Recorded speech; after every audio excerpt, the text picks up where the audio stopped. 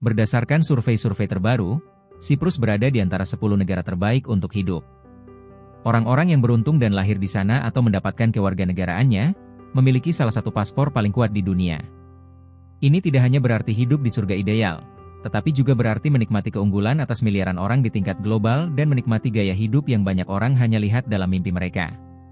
Siprus adalah pulau yang indah dan menawan di tengah perairan indah Mediterania dan tempat pertemuan budaya tiga benua, Asia, Eropa, dan Afrika. Tujuan wisata yang populer bagi para wisatawan, yang selain memiliki alam indah dan pantai menawan, juga memiliki situs bersejarah, peradaban, dan sejarah, serta seni, budaya, dan bahasa. Untuk eksplorasi, ia memiliki daya tarik dari dunia barat dan juga dari dunia timur. Iklim kota-kotanya dan sifat penduduknya seperti dinginnya orang Eropa dan bukan seperti panasnya orang Asia. Penduduknya ramah dan murah hati, yang selalu tersenyum. Sebuah pulau yang dari utara dipengaruhi oleh Turki dan dari barat oleh Yunani. Siprus, dengan nama resmi Republik Siprus, adalah negara kepulauan di Asia Barat dan di sebelah timur Laut Mediterania. Pulau Siprus adalah pulau terbesar ketiga dan juga pulau terpadat ketiga di Laut Mediterania setelah Pulau Sardinia dan Sisilia. Pulau ini sangat dekat dengan Turki dan hanya berjarak 71 km. Republik Siprus berbatasan dengan Republik Turki Siprus Utara di sebelah utara dan mencakup hampir 2/3 luas pulau. Republik Siprus memiliki luas 5.900 km persegi. Siprus telah beberapa kali diserang dan diduduki oleh berbagai kerajaan sepanjang sejarah karena pentingnya secara strategis. Di masa modern, Siprus berada di bawah kendali Kesultanan Ottoman dan kemudian jatuh ke tangan Britania. Setelah penarikan Britania, negara independen Siprus terbentuk. Krisis Siprus secara resmi dimulai pada dekade 1950 setelah adanya penindasan terhadap orang-orang Turki dan pelarian banyak di antara mereka dari pulau tersebut. Pada tahun 1974, tentara Turki memasuki utara Siprus sebagai reaksi terhadap kudeta yang dilakukan oleh orang-orang Yunani yang bertujuan menyatukan Siprus dengan Yunani, dan setelah pertempuran sengit, pulau tersebut dibagi menjadi dua bagian. Selanjutnya, pada tahun 1983, Republik Turki Siprus Utara menyatakan kemerdekaannya, yang hanya diakui oleh Turki.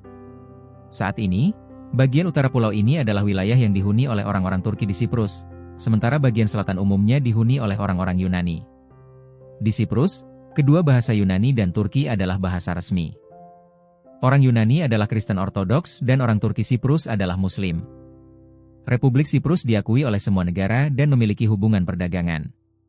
Kota terbesar di pulau ini dengan penduduk sekitar 300.000 orang adalah Nikosia atau dengan nama lain Lefkosa, dan itu adalah satu-satunya kota besar Siprus yang tidak berada di tepi laut Mediterania. Kota ini saat ini adalah satu-satunya ibu kota yang terbagi di dunia. Bagian utara Nikosia adalah ibu kota Republik Turki Siprus Utara dan bagian selatan itu adalah ibu kota Republik Siprus.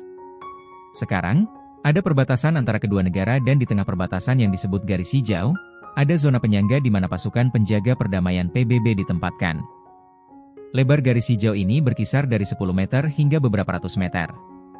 Ada 5 pos perbatasan antara kedua negara yang buka 24 jam, dan Anda bisa melintasinya, di mana 2 diantaranya berada di Nicosia.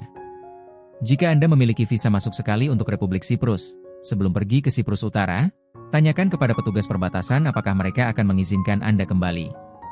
Negara Republik Siprus atau Siprus Selatan, yang juga anggota Uni Eropa, memiliki penduduk sekitar 1,5 juta orang dan, seperti orang Yunani, mereka memiliki istilah yang disebut siga-siga, yang berarti hidup tanpa terburu-buru. Filosofi hidup orang-orang ini dirangkum dalam menikmati hidup dan menyukai ketenangan. Mereka menjalani hidup tanpa kegembiraan berlebih atau stres. Dengan cara ini, usia mereka menjadi panjang dan mereka dengan mudah mencapai 90 tahun. Tetapi Siprus bukan tempat yang murah. Alasan utamanya adalah karena negara itu adalah sebuah pulau. Di Siprus, setiap Sabtu diadakan pasar umum dan orang-orang Siprus dengan bangga mengumumkan bahwa produk-produk yang dijual di sana semuanya alami dan organik. Pertanian Pulau Siprus jauh lebih produktif daripada Siprus Utara. Sebagian besar produk ini berada di tangan orang-orang Yunani Siprus.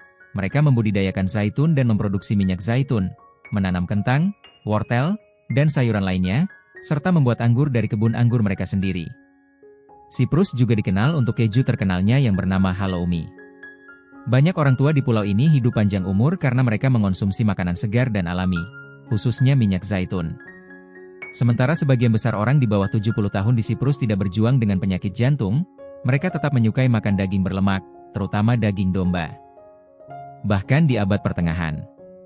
Orang Siprus di masa lalu tinggal di daerah pegunungan tengah pulau, jauh dari daerah pantai yang berangin dan kurang subur. Di daerah-daerah yang terlindungi ini, mereka membudidayakan hewan seperti domba dan kambing untuk daging. Oleh karena itu, bahkan jika Siprus adalah sebuah pulau, jangan harapkan penduduk setempat makan banyak ikan. Mereka lebih tertarik pada daging hewan. Menurut laporan Organisasi Kesehatan Dunia, diabetes dan Alzheimer lebih umum di antara orang Siprus dan orang-orang di atas 70 tahun sering menghadapi penyakit jantung. Perbedaan lainnya adalah bahwa orang Yunani Siprus tidak memiliki budaya minum teh seperti orang Turki Siprus. Sementara orang Turki Siprus sangat menyukai teh, orang Yunani Siprus lebih cenderung memilih minum kopi. Sebenarnya, menemukan teh di menu restoran atau kafe cukup sulit.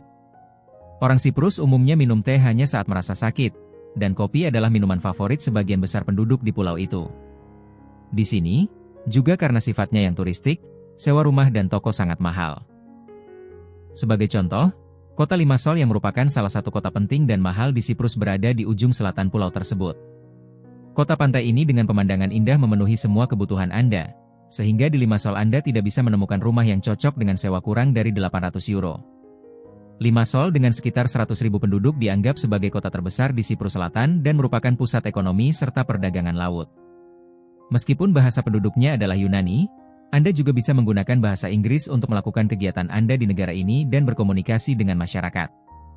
Salah satu keunggulan Siprus adalah bahwa bahkan pada saat-saat terdingin dalam setahun, suhu negara ini tidak turun di bawah 10 hingga 12 derajat. Artinya jika Anda berkunjung ke negara ini di musim dingin, Anda bisa berwisata dengan pakaian musim panas. Mengenai penampilan penduduknya, orang Siprus umumnya memiliki kulit yang hangat dan berwarna perunggu, yang tidak terlalu terang dan tidak terlalu gelap, meskipun mereka berasal dari Eropa. Iklim sedang dan hangat pulau tersebut telah menyebabkan perubahan genetik seiring waktu dan memberi mereka warna kulit yang lebih berwarna perunggu. Oleh karena itu, ketika Anda mengunjungi Siprus, Anda akan melihat bahwa penduduknya memiliki kulit yang indah dan hangat. Di Siprus, pandangan orang-orang terhadap hidup secara umum dibagi menjadi dua kelompok, generasi tua dan generasi muda. Orang-orang yang berusia di atas 60 tahun cenderung lebih tradisional dan tetap berpegang pada cara hidup lama. Generasi muda kurang fokus pada masa lalu politik Pulau Siprus atau tidak memiliki permusuhan terhadap Turki atau negara lain. Sebaliknya, generasi tua, terutama orang-orang lanjut usia, mungkin menyebut pendatang dari negara lain sebagai xenu, yang berarti asing, dan kurang ramah. Mereka cenderung lebih setia pada kebiasaan mereka sendiri dan memberikan perhatian pada kenyamanan diri. Misalnya, jika Anda menyewa rumah dari seorang warga Siprus yang sudah lanjut usia, mungkin sulit menghubungi mereka di akhir pekan karena biasanya mereka tidak menggunakan aplikasi seperti WhatsApp. Oleh karena itu, Anda mungkin harus menunggu hingga Senin untuk mendapatkan respons. Salah satu hal menarik dari negara itu adalah banyaknya kucing di sana. Anda bisa melihat kucing di mana-mana di kota, dan sebenarnya bisa dikatakan bahwa kucinglah yang berkuasa di pulau ini. Karena ini adalah sebuah pulau, mereka yang ingin beraktivitas secara permanen di sini harus memiliki rekomendasi atau mampu memberikan layanan yang berpengaruh kepada pelanggan. Karena meskipun ini adalah negara anggota Uni Eropa, dari segi hubungan manusiawi, itu seperti sebuah desa yang sangat besar. Dan orang-orang di sini lebih suka melakukan pekerjaan mereka dengan kenalan atau berdasarkan rekomendasi teman. Di Siprus, ketika Anda melihat lalu lintas perkotaan, Anda akan melihat bahwa meskipun itu adalah sebuah pulau, ada banyak mobil yang berlalu lalang di jalanan. Selain itu, hal lain yang perlu diketahui adalah bahwa di sini, mobil-mobil berjalan di sebelah kiri dan setirnya berada di sisi kanan mobil. Karena pulau ini adalah koloni Inggris hingga tahun 1960, dan lalu lintas perkotaan negara juga terpengaruh oleh hal ini. Hal ini pun tidak berubah setelah kemerdekaan dan tetap menjadi warisan dari orang-orang Inggris. Di negara ini, tidak ada jalur metro atau kereta api, sehingga transportasi dilakukan melalui taksi, bus, dan minibus. Sementara itu, sekitar 50% penduduk beraktivitas secara langsung atau tidak langsung terkait dengan pariwisata, sedangkan sisanya bekerja di instansi pemerintah dan bank, atau di perusahaan swasta yang berinvestasi di pulau. Orang-orang berhenti bekerja pada pukul 1 siang dan beristirahat, mirip dengan budaya negara Yunani, di mana waktu istirahat ini berlangsung selama 3 jam. Orang-orang ini kemudian mulai bekerja lagi pada sore hari dan tetap sibuk hingga gelap, yaitu sekitar pukul 7 malam. Setelah jam kerja berakhir, orang-orang Siprus berkumpul bersama teman dan kerabat di berbagai tempat untuk bersenang-senang. Karena adanya istirahat tengah hari, mereka tidak merasa lelah dan bersama dengan para turis, menjaga suasana pulau tetap hidup. Pada musim panas, Siprus sangat ramai dan penuh dengan turis dari Rusia dan Skandinavia yang berbondong-bondong ke pantai-pantai pulau Mediterania ini untuk berjemur.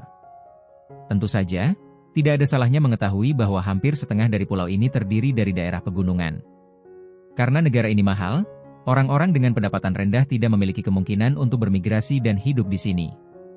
Orang-orang yang berpikir tentang tempat tinggal permanen di Siprus sebagian besar adalah keluarga-keluarga kaya Eropa, sehingga rumah-rumah permukiman baru yang dibangun di pulau ini sebagian besar adalah rumah villa dengan kolam renang.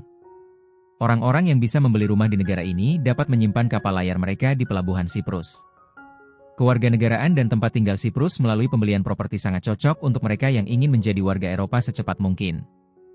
Karena Siprus tidak mengontrol sumber aset dan juga latar belakang pelamar secara ketat. Penduduk Siprus mengimpor produk-produk yang tidak diproduksi secara lokal dari negara-negara tetangga seperti Israel dan Italia. Namun, Siprus Selatan tidak berdagang dengan Republik Turki Siprus Utara, karena menganggapnya sebagai wilayah yang diduduki oleh Turki. Salah satu alasan umur panjang penduduk pulau ini adalah sifat ramah dan cerewet mereka, yang menciptakan suasana positif dan membantu kesehatan serta umur panjang mereka. Secara historis, Siprus selalu menjadi salah satu stasiun penting dalam rute perdagangan laut antara Eropa dan Asia. Seperti Siprus, Malta juga merupakan tujuan kunci untuk perjalanan laut, karena barang-barang ditransfer di kedua pulau tersebut. Siprus, karena lebih besar dari Malta, memiliki posisi strategis yang lebih besar dan menarik lebih banyak imigran tetap seiring waktu. Sepanjang sejarah, Siprus telah terlibat dalam skema-skema kekaisaran seperti Romawi, Utsmani, dan Inggris. Masih bisa dilihat sisa-sisa kolom dan jembatan Venesia di pulau tersebut. Pulau ini terletak di wilayah rawan gempa. Mungkin itulah sebabnya Anda tidak melihat banyak gedung tinggi di Siprus. Umumnya, bangunan di pulau tersebut maksimal 2 atau 3 lantai. Siprus di antara masyarakat memiliki sebuah julukan, tempat ini disebut sebagai Pulau Para yang bercerai. Anda mungkin sudah mendengarnya dengan benar, bahwa pulau ini mungkin bukan tempat yang cocok untuk pasangan. Dalam penelitian yang dilakukan pada tahun 2019, kita melihat bahwa Siprus memiliki tingkat perceraian tertinggi di antara negara-negara Uni Eropa. Setelah Siprus, Lituania dan Hungaria memiliki tingkat perceraian tertinggi. Salah satu alasan utama adalah perselingkuhan yang terjadi dalam hubungan, terutama masalah ini lebih sering terlihat pada mereka yang aktif di industri pariwisata. Terima kasih banyak karena telah menemani saya hingga akhir. Jika Anda menyukai konten seperti ini, saya sangat menghargai jika Anda mendukung kami dengan memberikan like dan subscribe. Selamat tinggal.